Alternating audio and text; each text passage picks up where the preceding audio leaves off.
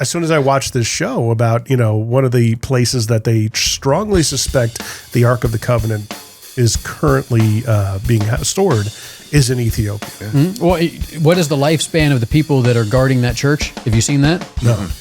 They all end up getting cancer. They all die very quickly. Mm-hmm. Everyone, but they're tasked. They have tasked themselves with guarding this church to not let anybody into this site, and everybody who guards it ends up dying of cancer like super quick. Yeah, which begs the question: what were the tablets made of? Actually, to me, it begs the question: does it need protection? It seems to be killing anything that gets near it.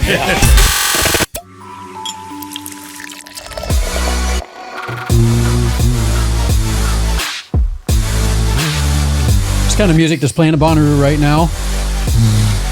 You think so? No, it's not. During the day, it's rocking me. No, so Carly sent some pictures because she is at Bonnaroo, hence her not being here today. Sent some pictures of a giant bucket full of water. She was like, "This is how much water was in my tent last night." I'm like, "Yeah, soggy times. Yeah, could be here, nice and dry, and enjoy a good beer." No, that's cool. All right, so welcome to the Ales and Tales podcast. I am your host, Mike Mercurio, and with me are my co-hosts and brew buddies, Jim McCarthy, yes, Ben Purrier. Hello. And our guest reviewer, friend of the show, friend of everyone. I'm not going to do all that crazy, stupid stuff I did last episode. Yeah. Brendan Davison again. So we are going to review today Destihl Brewery out of Normal, Illinois. Sounds like a very normal place to live. Wow. So those of you who are new to the show, if you are interested, you can go to thealesandtalespodcast.com. There is a Patreon.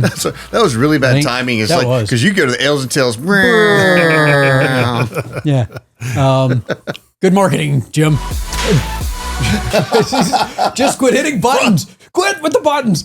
So the Ales and Tales podcast.com. You can go to our YouTube links. You can go to the podcast links. You can go to the Patreon links and get all of your fun viewing stuff there and your fun donating opportunities there as well. We're going to dive into this one. This is called Moonjumper Milk Stout. To the moon. Which is immediately, to my mind, not what I should be drinking in summer.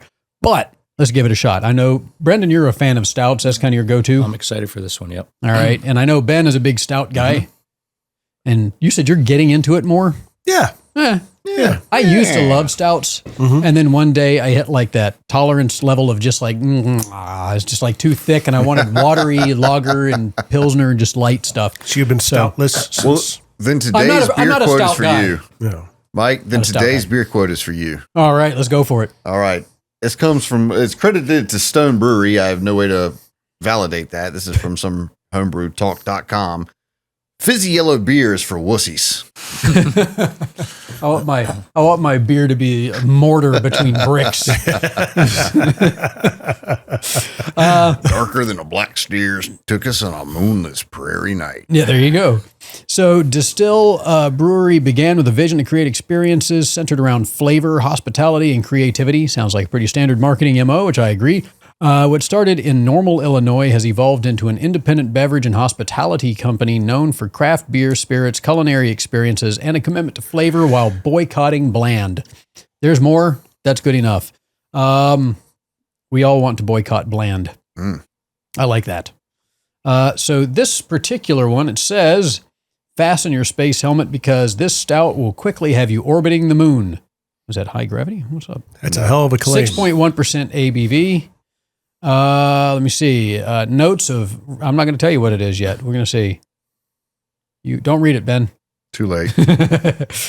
Let me see. Creating a well-balanced and smooth mouthfeel, creamy tan head. One sip of this medium-bodied stout will have you jumping over the moon for another. Cheers. Support flavor. Boycott bland. That is a very bold statement. It is. They're making very bold.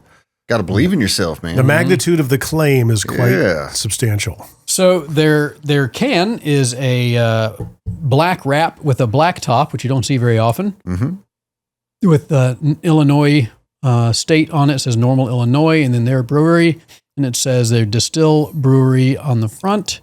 And then Moonjumper in kind of a teal color over a brown stripe. I actually like the color combinations that they used. That's a good looking can, and it did stand out to me. Representative of a stout. And you can see a little bit of space stuff in the background in the white. And when you turn the can to the side, I actually really like it. It's a logo of a cow with a space helmet jumping over a moon, which is funny. I used to do a lot of paintings, and I was a big fan of pop art paintings.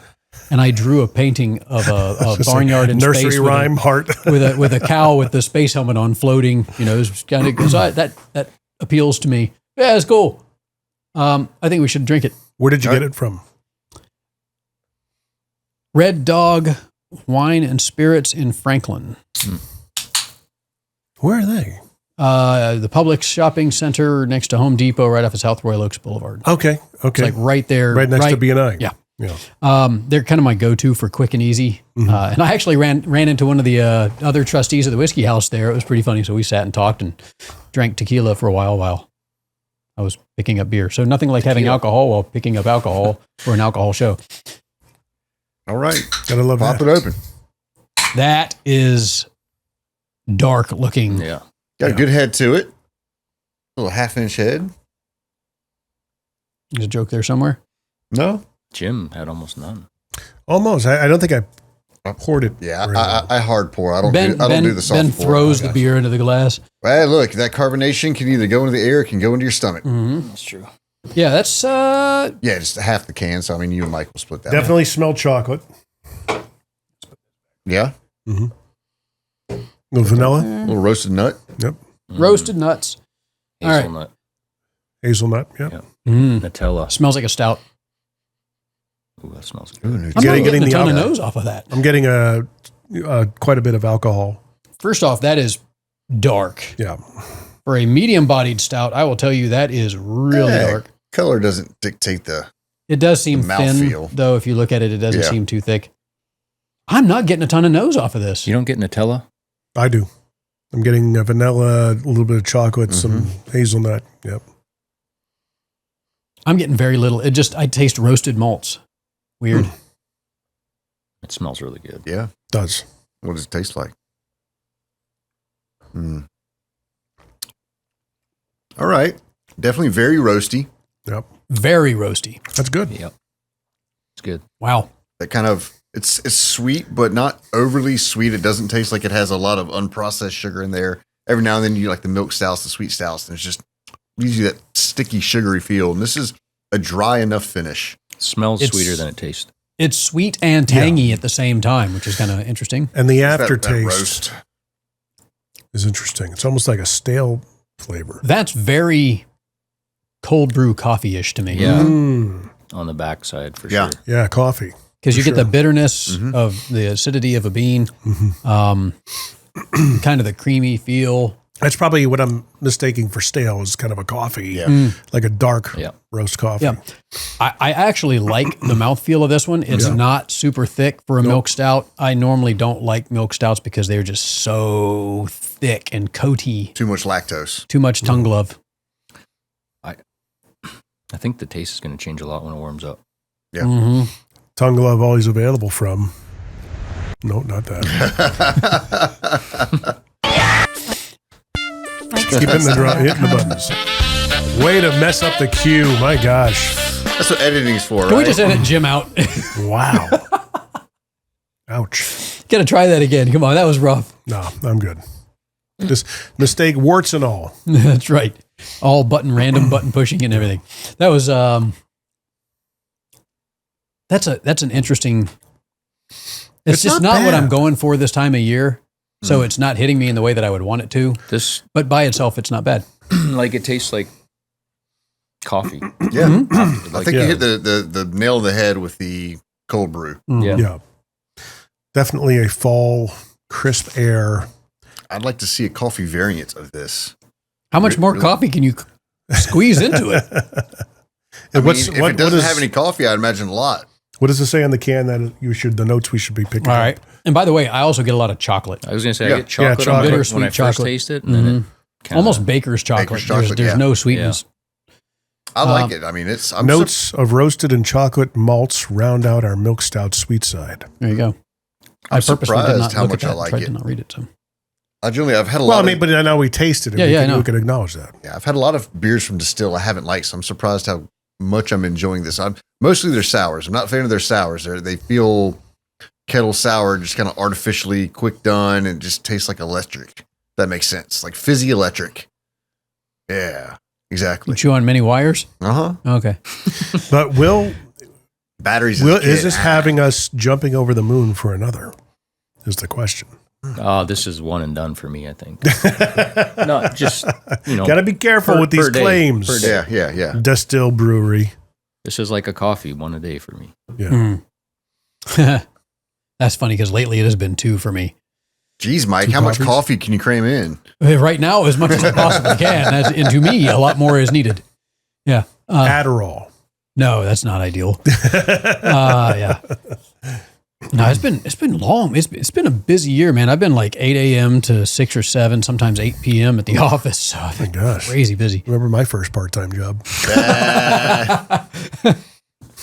That hustle culture. Yeah. Grind until you die. Don't leave any time for the kids. Calculations and model building for days. Minimum 14s. Yeah. What do you guys think about speaking of that? What do you think about the new IPO for SpaceX? I'm surprised that it's gone up in value a little bit since it opened. I know it's only been a day or so. Was 150 it started? I think 100. I thought It was about 150. It went to 173 by the end of the day. Yeah. So It's like at 163 when I looked this morning, I think. yeah. And everybody's Did you upset that Elon's the first trillionaire. Well, All the people that how don't we- understand, that- monetary concepts are really pissed off about it. I mean, well, first off, chances are Putin was already a trillionaire. I think Elon's commented before he's like, Putin's richer than I am back in the day. does it Like, count if you are the despot of a country? I mean, if you have the entire GDP at your fingertips to use as you want, it's kind of yours. I mean, look is at it the Saudi princes and whatnot. I don't know if he has. Yeah. But I mean, yeah, the Saudi prince. But you look at I'd much rather have Elon have that Yeah. money than you Yeah. look at Despot. history. They suspect that Julius Caesar was probably worth in today's equivalent of 6 trillion. So it's like, how do you define what a trillionaire is? yeah. If you own the Roman Empire, that's kind Yeah. of Yeah. that's a big deal. you know, Musa Masa potentially. There's been a couple throughout history that they think would be the equivalent of a trillionaire. Alexander the Great, Genghis Khan. If you own multiple continents, you're more than You're more doing than a all right. trillionaire. But Yeah. we've talked about it before. It's like, for all that money they had, all that power they had, I lived more comfortably than they did. Yeah. They had a poop in a bucket. Mm-hmm. Yeah. We've all been in that. I don't know why that popped in We've my all head. been in the outhouse and know the smell, and like that ain't special. They still got to go use that old school outhouse. Actually, they didn't even like, have buckets. I remember the porta johns before they had any like scent preventative in them. Oh man, It's funny. In the last episode, you brought up the Ark. Yeah. And I've been thinking about some of the conversations we have here are scriptural of nature. And we always talk about pre-flood times and how long humans apparently lived, like hundreds of years. And that all ended once the flood happened, according to biblical history. And you think about how much can you get accomplished when people live longer? Think of the technology that they probably had in those times in order to build a boat that big. Well, you definitely got the time. Yeah. But I mean, you also You have, can look at projects a lot you have differently. the previous generations being able to teach the new generations over and over and over again. Probably 4 or 5 generations, you can talk to your great-great-great-great-grandfather and pick his brain on how to do something. So, Boy, that makes family gatherings awkward. oh yeah. It's going to be a big family gathering if you got, I don't know about awkward, but it's probably just normal. just going to be huge. It was probably awkward afterwards where, If you think of a family tree and how fast it I'm grows, dying there's at 3 generations. 85. What do you mean you're dying at 85? You're out? Yeah, it's just apparently all can live. I had a friend in high school, and it's funny because I just reconnected with him the other day. He had going back to his favorite conspiracy theory. He was a preacher's kid, and so he always said this kind of tongue in cheek, but it was like it kind of makes sense. Like he talks about how we used to live for hundreds of years. And science has shown, like a lot of that, what that is the sun and the sun's rays and radiation causing cells to age quicker. Well, what blocks that? Well, water blocks that. Yeah. Right. And so how, what if the atmosphere was so thick, or there was, they talk about in Genesis, there was the land formed and the sea below and the sea above, Right. or the ocean below and the ocean above that was formed. What if there was enough moisture that blocked out the UV rays that cause us not to age? How long would it take that to fall back down to Earth? 40 days and 40 nights, maybe? The vapor Because it's barrier. after that people don't live that long. Right. Like, oh. That's interesting. I was just thinking about the fact that there's some people that believe, and again, I haven't really researched it much, but that prior to the flood, there was no rainfall. That in the Bible, there's no description of water ever falling from the sky. A ton of humidity. It was he struck the rock, water came out. He went to the pool where water came from. Yeah. It's all water coming from the ground. Desert culture. Yes, I don't know, but I find that interesting. That is no discussion of rainfall, but then the flood happened, and then rainfall. Yeah, because enough water had to go somewhere. And after that. the rainbows didn't happen until after the flood because there was no moisture in the air. It was all below. It's just interesting stuff. Yeah. I don't know. It's fascinating to me. The vapor barrier theory. Mm-hmm. Yeah. You see, the ozone is supposed to be fully repaired in the next, I think, was it 10, 15 years or something like that? What's that? The ozone that everybody was complaining about from the 80s. Remember all the hole in the ozone. All them cow farts. Well, I mean, everybody had a big, hairy monster under the bed. Right now, it's climate change. Mm-hmm. Before it was global warming. Mm-hmm. Before that was the hole in the ozone layer. And before that was the Great Ice Age. Mm-hmm. Acid rain. Aren't they all kind of related? I thought we were all going to die from acid so rain. So there is something interesting about acid rain. My teachers. So gas used to be leaded. If you look at a gas pump, it says unleaded gas. Yeah. Because they used to add lead to gas. And it was in the 60s and 70s. To lubricate parts, right? Because everything was made so poorly in the 60s and it was mainly the 70s and 80s because our economy was such dog poo that they added lead to the gas to help keep engines from knocking because the quality of the gas was so bad. It was like it would help lubricate and replace metal that was shaving in the engine. Well, all that was getting blown out of the exhaust. So lead filled our atmosphere. And you breathe that. Which is what they believe caused a lot of Down syndrome and was one of the starts to autism was lead poisoning from air and water. And they do core samples in the poles, and when they pull out the ice, they can tell you exactly where the leaded gas was in that period of time because it's just lead in the ice, and it's all from it just filling our air. Interesting. Yeah, it's pretty crazy. I did not know that. Yeah, so unleaded, good. I drive my kids crazy when they say, well, we're destroying the planet. I said, no, we're not. We have quite the audacity to think that we can destroy this planet. Yeah, we are a mere ant on a, the earth can shake us off like a bad case of fleas if it wanted to. Which, by the way, if the magnetic poles switch, it would. You say that. Which we're overdue for. So you say that, but then you talk about core samples. And from core samples, we can tell that going back to Genghis Khan, that he killed so many people that the carbon that we emitted was the carbon reduced. Footprint of the entire planet. So, I mean, we have core samples that show the same thing with the Industrial Revolution. Now, the question is the planet big enough to hold all that CO2 with minimal effect to us? Because we walk into a greenhouse and know that CO2 heats it up, right? That's science. So it's how much is it doing it? Isn't it doing it to a measurable effect as it comes to our lives? I don't know, but I mean, we're not harming the planet. All the things that we're complaining about at one point came from the planet. It's just that we were smart enough to mix them together in certain ways. We're not going to blow the place up. That we might do. The question is, can we make it to where it's uninhabitable to humans? That's what I mean. We're destroying ourselves. Okay. That's what I always say. Semantics. Yes. Yeah. That's right. Yeah. And that's think about plants. We have tons of trees, and there are actually a lot of trees still being planted. Yes, we're getting rid of a lot. Oh, there's the great green. Most people don't know about the great greening that's happening. So you look around the Sahara, and there's a great greening going on to where more trees are growing than are being cut down in the rainforest. And that is pulling carbon dioxide from the air and producing more oxygen, which is good, and again helps with the ozone layer and everything else.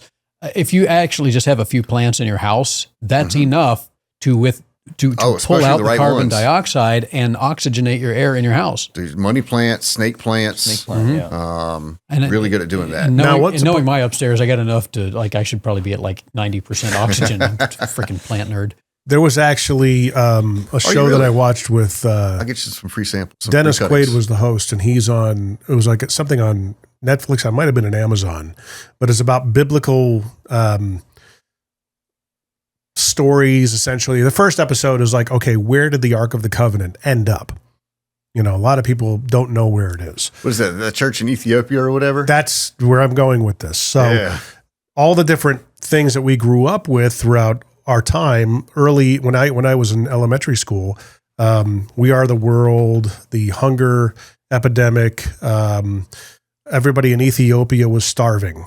That was a huge part of Africa that was just completely barren and destitute, and we had to, give them attention in order to make sure we're sending food over there, to the point where Sam Kinison made a whole bit about it. He's like, you know what this is going to be for 100 years from now? It's going to be sand. I was going to say, you got to do your Sam Kinison. You're not yelling enough. He's going to be sand. I can't do it. But as soon as I watched this show about, one of the places that they strongly suspect the Ark of the Covenant is currently being stored is in Ethiopia. Yeah. Mm-hmm. Well, what is the lifespan of the people that are guarding that church? Have you seen that? No. Mm-hmm. They all end up getting cancer. They all die very quickly. Mm-hmm. Everyone, but they're tasked. They have tasked themselves with guarding this church to not let anybody into this site. And everybody who guards it ends up dying of cancer like super quick. Yeah. I want to look into that. Yeah, it's pretty interesting. Which begs the question, what were the tablets made of? Actually, to me, it begs the question, does it need protection? It seems to be killing anything that gets near it. Yeah. Well, I mean, God specifically said, carry this before your armies, and nobody's going to be a foe to you. You'll destroy anybody in front of you. Just aim and shoot. Which is evidence that it's not in Ethiopia. Because when has Ethiopia's army ever been discussed? That was prior to its current state of being. But I understand what you mean. What, you can deteriorate God's state of being? What? No. You're saying if it's no. an artifact of God, it's not going to deteriorate in quality over time. No, that has nothing. No, that's not what I'm saying. I'm saying that when he said that was way prior to where it currently is in life. Meaning it had a different purpose back then. Okay. I think it was supposed to As remain. the Israelites were carrying it. It was that's what it needed to be, and then afterwards, it was not needed for that. It was stored in the temple, right? It wasn't being carried before the armies anymore. So it was stored in the temple and just sat there. And then when the temple was going to be destroyed, they were like, "We got to get this thing out of here," right? So they had to hide it, and move it, and then that's a different. That's kind of like part of the start of the story of the Knights Templar, isn't it? Mm-hmm. Yeah, that's what I thought, because they never whoever conquered the Romans, whoever it was.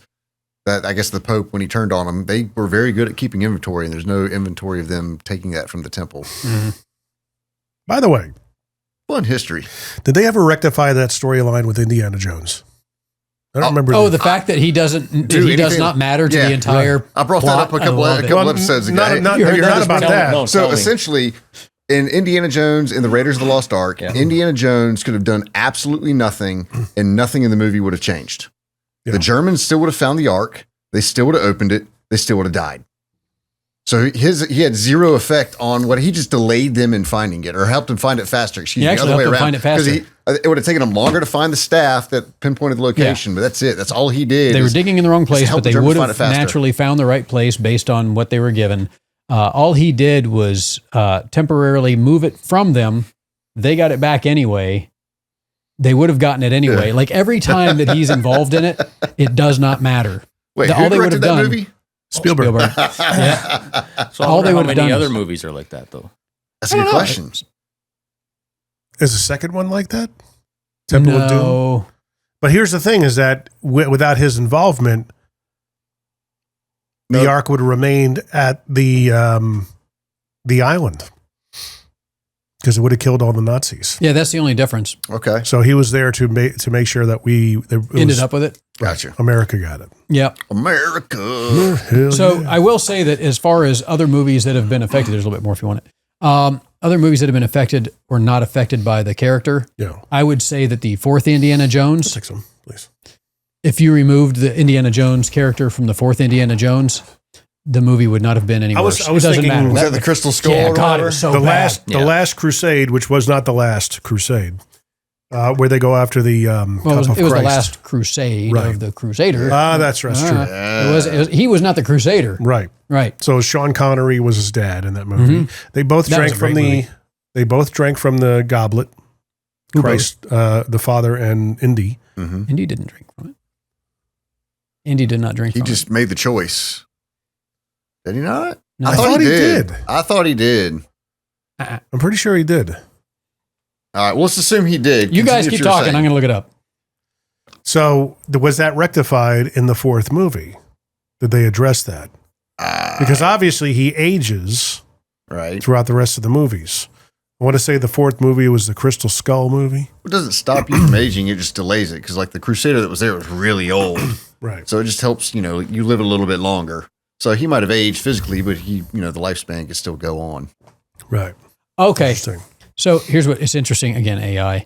Yes, Indiana Jones drank from the Holy Grail in Indiana Jones and the Last Crusade to heal a fatal gunshot wound his father had suffered. Well, his father, no, he poured it on the wound. Yeah. All He right. poured it on the wound and the wound healed. Yeah. However, this did not make him immortal. The ancient knight guardian who was guarding the grails explicitly stated that to maintain eternal life, the cup could not be taken past the Great Seal. And it wasn't. Because Indiana Jones But and his you have to father stay left there the with it. temple, they did not retain the eternal life.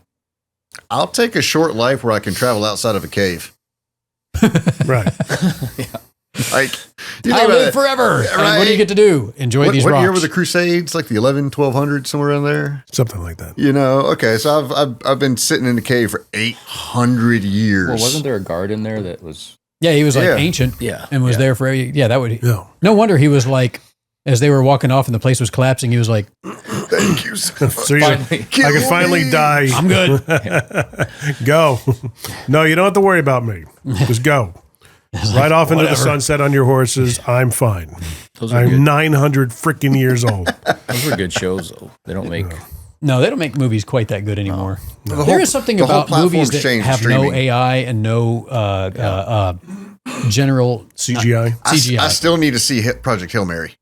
That's That's got no CGI and it's all visual effects. The whole movie. That's something recent, isn't it? I Yeah. heard about that. Yeah. It just came out a couple months Ryan ago. people are Gosling. people are saying it's really It good. was very good. Cool. But All to right. know that it was made with zero AI, zero CGI, Look at that alone makes me want to see it. look it at about? frickin' Star What's it Wars. They about? had ships suspended from floss. string. I think Yeah. the universe is dying, and so we send a Hail Mary pass and send Ryan Gosling out to figure out what's going on, why all these galaxies are dying out, and he meets this alien rock monster on the way, and this for the same purpose, and so they team up to go figure out what's killing the universe, see if they can stop it. That's as much as I know about the movie. Yeah. There actually have been. I've not seen anything as a movie that looked interesting in quite some time, but this year there's a few things Well, that look we good. were talking like about that the one new and, Marvel. Disclosure Day, and I didn't even know it was being made until it came out. I saw zero previews for it. Now I don't have cable. I watch streaming services, so I see the same 5 ads that they try to target to me all the time, right? Which by the way, I saw the best ad I've seen in a long time, and it was for a medication that gives you whatever this, and the website though, the website is bentcarrot.com. Bentcarrot.com. You want to give me a website I'm going to remember? I can remember bentcarrot.com. Like you give me, resultixipro.com. I'm not going to remember that. But I'm like, it was hysterical. What would happen? Perineal disease or something? What would happen on actual? What did you call them? Movie? The Indiana Jones movies? No, the new one. Disclosure Day? Disclosure Day. It's about disclosing that aliens exist. Yeah. So what would actually happen? Do you think if that happened? I think tomorrow? society would be like, yeah, okay. Well, We've known they all along. kind of already have. I mean, they released the UFO files. They were going, we don't know what this is. But the scariest one to me, I don't know if you've seen, it was like a high-level war cabinet. And they're getting grilled by Congress. And there's this ship they got flying, this plane they got, or the unidentified flying object, whatever you want to call it. And they hit it with a Hellfire missile. Yeah. And it splits off into some other little parts and then like regroups and like flies off. And all of them where we have zero explanation for this. Should we be scared? Yes. And it's Well, they're here for one of two reasons. Either to Help or harm. right. yeah. Or help or harvest, I should say. You It's ever not watch harm. Mars Attacks? Yeah. Oh, yeah. Great movie. Great movie. I've been going back watching like some old 90s movies recently. That's going to have to go on the list. God, I'm in the middle it's of such a Mallrats ridiculous right now. movie. I sent you the clip from all for y'all the clip from Mallrats. I was going to propose right when Jaws pops out of the water. Yeah. It's so romantic. So the question I think is maybe what you were asking is, what would happen if we prove that we are in contact with them? Like tomorrow just came up that The government's been talking with them or they whatever else just they've been. land all the and walk off to some ship. the only thing is that we are in the most filmed culture of all time. Mhm. And we still can't get a crystal clear Right? video footage or picture of a freaking UFO. There's a pretty good one Well, on they probably had the technology to prevent that from happening. It's Right. called cloaking device. True. I could see that. I mean, really, like, no. But I mean, all the files that they released are all fuzzy images yeah. of it could be something in North America so far, or has there been other parts of the world? No, I'm sure there's other other parts. parts. Yeah, So. we just hear about the ones in North America because we're here. The quickest, yeah, because we're the only ones really messing with the files and whatnot. But All right, here's a question for you: if aliens exist, what kind of beer are they drinking? Over the moon. The one I like it. I like it. that works. They're drinking over the moon, ladies and gentlemen. Okay, so Brendan, since you're a stout guy, do you have a favorite stout? I asked him that earlier. Now I got thinking myself what I would say. I haven't come up with one yet. For a long time, for me, it was the Founder's Breakfast Stout. KBS. Well, then the KB, yeah. I mean, there's KBS the was Kentucky killer. Breakfast Stout. That's the barrel. I just like the regular Founder's Breakfast Stout. I found good. I found a place years ago. So KBS, for those of you who are not familiar with it, is an extraordinarily thick, extraordinarily good, very high gravity stout. I'm not a big stout guy, but I loved that one. And normally when you buy it at a bar and they pour you a glass, it's in like a small snifter or a rocks glass or something. And I found this one bar where the bartender just did not know It's the and would best. pour pints of it. And I was like, sweet, we're in for a ride. One of those. And I was and I like, haven't eaten. I'm good. Right? Oh, man. It Yeah. did the job in no time. Honestly, so probably almost anything barrel aged from Living Waters here in town. They're always phenomenal. I'm in the Mythos Mug Club there, Mythos Club, and so they do their releases, and they're always really, really good. I think a lot of it's like setting too. Like going to an Irish pub for a Guinness is hard to beat for me. Yeah. So I've yet to do that. what? I've yet to do that. Dude, Dublin's so fantastic. Actually, being in Ireland, Oh, okay, yeah. Yeah. No, I just meant any any half Ireland, decent Irish pub. I could do that. I guess. McNamara's. McNamara, McNamara's Lost is Patty. great. McNamara's is great. Have you been to the Lost Patty? No, You got to get to the Lost Patty. I want to say yes. Is it an Irish pub or is it more? Okay. Oh yeah. Like, Where's that? So it's over near MHC Kenworth, right around the corner in Cletusburger. I went over there during COVID, and they were still like when everyone else was still shut down. They were open. They had live music playing, and I went there. You're not going to shut us down. We're going to play our music and drink our beer. Get the hell out of here. It was an Irish beer, and they were singing all these Irish folk songs. And there's this one dude over by the bar that's singing every word. I'm like, dude, how do you know the words to all these Irish folk songs? Well, I'm from there. Oh, Like, oh, okay. It's my home away from home. Yeah. It's like, all right, I'm in the right bar. That's awesome. Who are you doing? What is that? Stop yourself. What? What? What was that? What that voice? Little Irish It voice. was German. Oh, okay. All right. What would this pair well with, you dipstick? Come on. What would a show be if I didn't bust your balls? Yeah, that's right. Come on. I would order this if I'm not going to eat. I think, like just have Yeah, this. I could see that. I'm going churros. A little bit. I a little bit- understand that. That little bit of cinnamon Yep. to go with that roasty malt. Fried fat and Sweet. and sugar. funnel and, cake. Funnel cake. I think this is a good beer to pair with dessert. It's sweet, but not overly sweet. So it's not going to be like you're having a dessert sweet and this sweet and it's too much. It's got enough of that roasty bitterness to kind of balance it out. Even with itself, I think you'd eat something sweet with it and it would still help keeping that happy medium. This makes me want a sour cream donut, like a fresh, hot sour cream donut from Krispy Kreme, or a like a chocolatey Oh, eclair, dude. Boston cream Donut filled or Palace something. apple fritter. Oh, Donut Palace down here. They're all over. But yeah, Yeah. the apple fritters at Donut Palace are where it's at. Donut Palace that we have down here, their donuts started tasting like nail polish. Go to a different Interestingly one. enough. Yeah. I think they're all like kind of franchise and Yeah. owned by the same people that own the nail salon next door. Yeah. Yeah. Well, depending on the ventilation, that might be what's going on. It Like could if be. all those fumes coming up over. Well, you go in there for the entertainment of her yelling at her husband, and then she yells at you. And you get donuts. Did you ever end up over at the Cadillac dealership when I was the used car manager over there, and Big would bring in those? He brought in these. Was it Shipley's or Shit, I miss Shipley's. Shipley's was good, but no, he would bring in. So he lived up north of Nashville, and there was this local place that made the apple bear claws, Yeah. Okay. and he would bring in a box like once every couple of weeks, and it was the most amazing thing.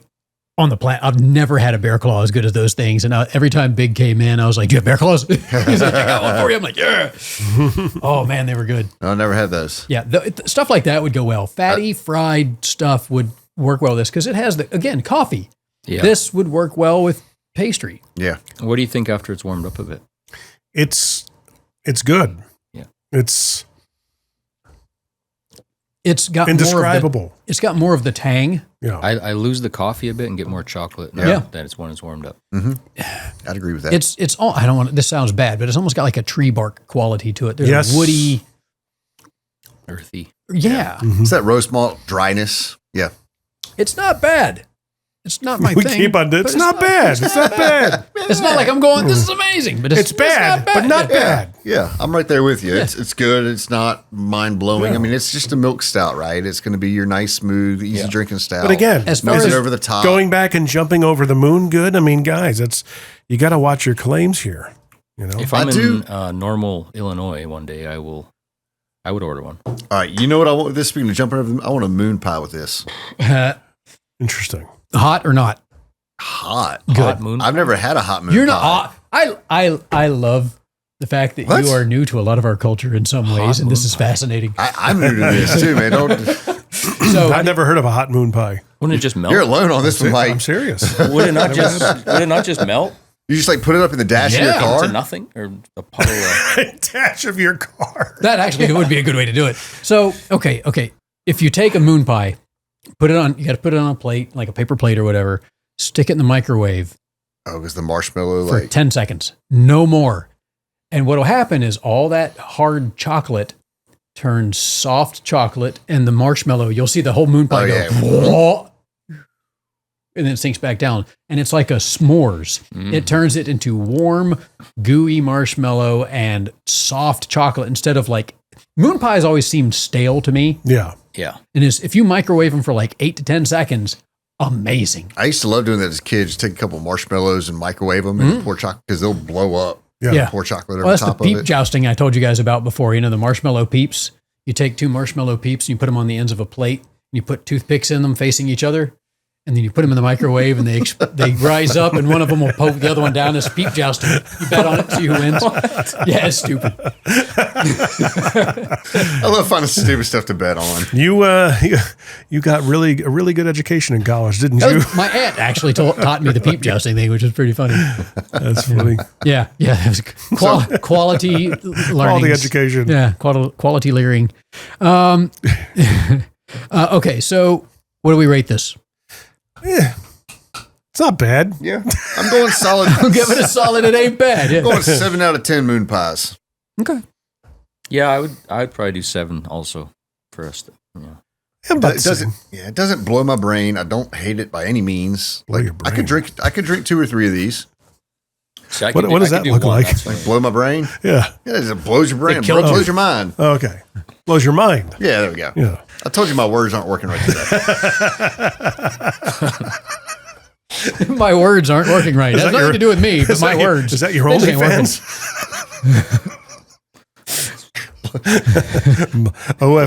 OnlyFans.com/blow my brain. All right. That's all right. No, I will say, as far as milk stouts go, I like this more than a lot of milk stouts I've had because it's not so thick. Yeah. Like so many milk stouts, I could have like one, and then I would just be absolutely out on having any more. It just overwhelms the palate, the tongue, the mouth. It's just too much. Yeah. I could have a couple of these.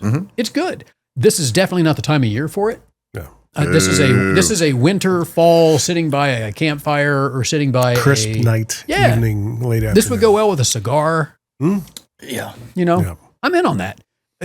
Overall, though, because I'm just not a stout guy, I'm going to give it 6.5 cold brews out of 10. I don't know. Sorry. Yeah. Not I bad. feel like the warmer got kind of a little more sweet. Interesting. I thought I got more bitter. And it's kind of that sticky mouthfeel. Well, kind of like you said, as it warmed up, the coffee kind of dropped out and the chocolate kind of came in. I'm still getting a ass ton of coffee in that. It is coffee and chocolate. Those are the things. Yeah. Those are in roasty. In the beginning, I got a little vanilla. roasted notes. Yeah, the vanilla kind of died off too, I felt. But that might have been misconstrued for the there's a big alcohol nose on it for me. Really? Yeah, Does your nose confuse alcohol and vanilla? maybe Well, vanilla is, alcohol. that's how you can make your own Vanilla homemade extract. vanilla. Yeah. Just, okay. Yeah. Well, Yeah. I don't I know what like else it. to say. So this is Destihl Brewery. Bye. Over the moon, or Yeah. Over the moon. I don't have the can anymore. Where's the Got can? me like halfway to the moon. Moonjumper. Moonjumper. Moonjumper. There you go. Yeah. Destihl Brewery's Moonjumper. It's 7/10 of the way to the moon. all right. Yeah. If you want a stout that's not going to just batter your tongue, this is a good one. If you like coffee, you're going to like this one. I'm not going to try and jump over the moon for another, but I might, kind of skip. I might just kind of leap. And I'm not going to really put much oomph into my jump. I'm just gonna walk over there. Yeah. Maybe get the moon to come down to me a bit. Yeah. Lasso it. Use the power stone and the gauntlet and That's bring right. it down. So, And on that note, what? All right. Cheers. see ya. Cheers. Live long and prosper.